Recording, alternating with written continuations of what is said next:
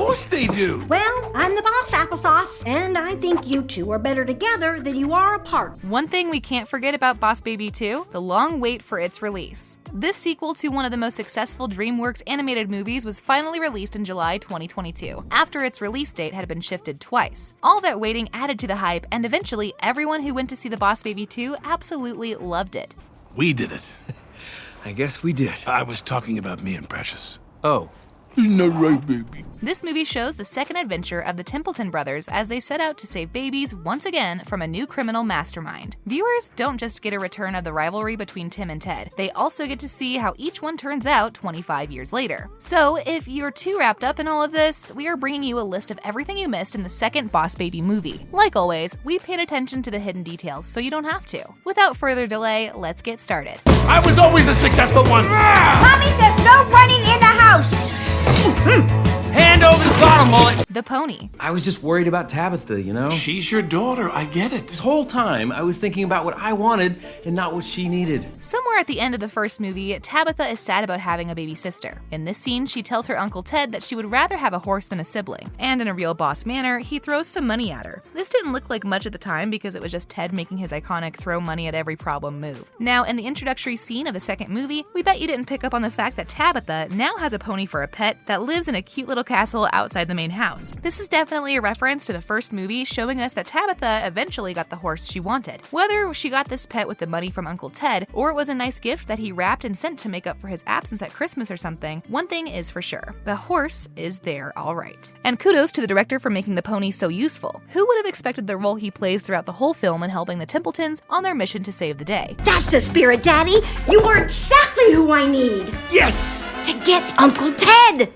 No! In the introductory scene, we see that Tim now has two daughters that he adores and chose to dedicate his life to by being a stay-at-home dad. He cooks, plays, sings, and even makes up bedtime stories for them. Someone hand Tim the Father of the Year award, please. In the introductory scene, he gives Tabitha a stuffed animal from his childhood days. She loves it, and when she holds it out, the head falls off. Tim quickly puts the head back in place, and if you look closely, you will see that the stuffed animal has a red thread that keeps the head in place. We know that this might not mean anything to you, but if you remember, there's a scene from the first movie where Boss Baby Ted threatens to cut the stuffed animal if Tim does not comply with his demands. The two brothers now have a go at each other, and in the process, the stuffed animal was ripped into two parts. Now, this event from the previous movie is why Tabitha has to inherit a stuffed animal with a functional red thread on it. A cool way to throw back, don't you think? I made it all the way to Armstrong's office, and then, where's Tim? I know, Where's Tim? I tried to... Where's Tim? The teddy bear.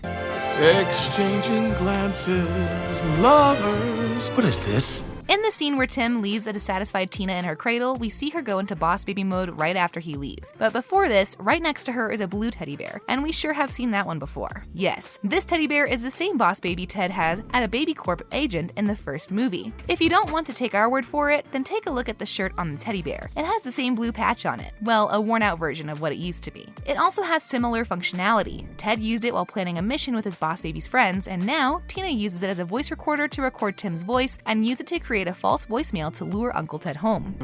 Ow, what was that? Can we get on with this? I miss my teeth. Model of the Earth. I'm sorry about what I said at recess. What happens on the playground stays on the playground. In the scene where Tim and Ted find out that Tina is really a boss baby, she gives them pacifiers which take them to the Baby Corps headquarters. Here, she shows them around and even tells them about all the new equipment. At some point, while they are standing over an Earth model, Tim starts to goof around and he pretends to be a monster. We know this seems like nothing. It's just playful Tim doing what he does best. But if you look closely, you will see that he is doing this directly above Japan. Why Japan? This is clearly a reference to the Japanese movie Godzilla, which was released in 1956. In this original Godzilla movie, the monster is on the loose and destroys the city of Tokyo. Faster, Tim. I ain't going back to the clink. Now, I just wanted to remind you that Tabitha's pageant is tomorrow night. The formula. Okay, Tim, focus. Meet outside Armstrong's office at 11:15. We'll sneak in and we'll plant the bugs. Are you focused? The second Boss Baby movie revolves around the Templeton brothers taking the Baby Corp formula so they can go undercover to save babies from Dr. ERWIN Armstrong. In the scene where Tina takes Tim and Ted to the Baby Corps headquarters, she shows them the formula that would turn them into babies again. But what you may not have realized is that this formula was inspired by Francis, the antagonist in the first movie. Remember that Francis had created a formula to make puppies immortal, but this formula turned him into a baby when he fell into it. Now, the color of this formula is strikingly similar to that of the Baby Corp formula, formula in the second movie. This tells us that Baby Corp must have been inspired and immediately got to work on modifying the puppy formula that Francis created. Speaking of puppies, while Tina is giving Tim and Ted the tour of Baby Corp, you can spot the immortal puppies in the background, casually walking around the headquarters. If you want, I can help you with your song. No, you can't. Your ears will bleed. Oh, please. It'll be fun. Dr. Hawking. Okay, Tim, focus. Meet outside Armstrong's office at 11:15. We'll sneak in and we'll plant the bugs.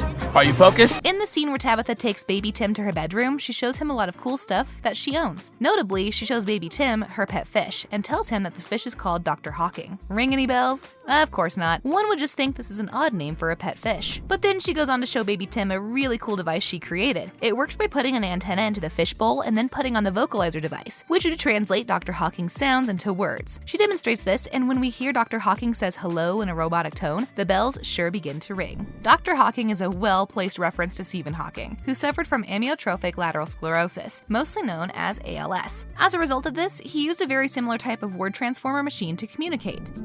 Who wants to go outside and play? Does that sound fun? Good. The creepy baby. Don't answer it. How's your bonding trip? Slow down. Now, deep undercover, Tim and Ted make it to the Acorn Center for Advanced Childhood. There is a scene where Ted gets trapped with some annoying and naughty babies, and he just cannot wait to get out. In this scene, a very creepy baby is introduced. The weird way that the creepy baby tells Ted, "Don't look at me," makes a reference to the Chucky toy from the Child's Play movies. This baby shares similar features and behaviors with Chucky. We see the scene where the creepy baby scared the ninja babies. Welcome. Please come in, entrez-vous. You're here.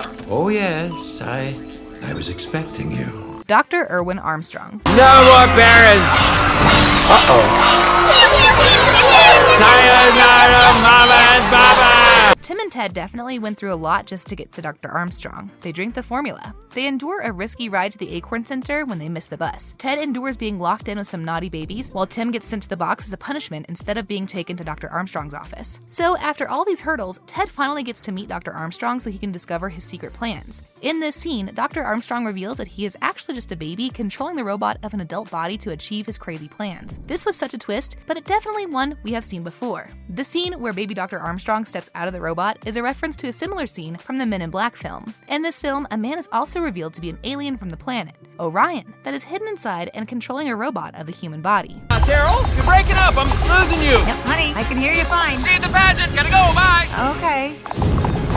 So, did you catch any of these hidden details? Let us know in the comment section. If you enjoyed it, do like and share this video. Subscribe to the channel as well and hit the notification bell so you do not miss any upcoming videos. I was always the successful one. Mommy says no running in the house. Hand over the bottom, mullet.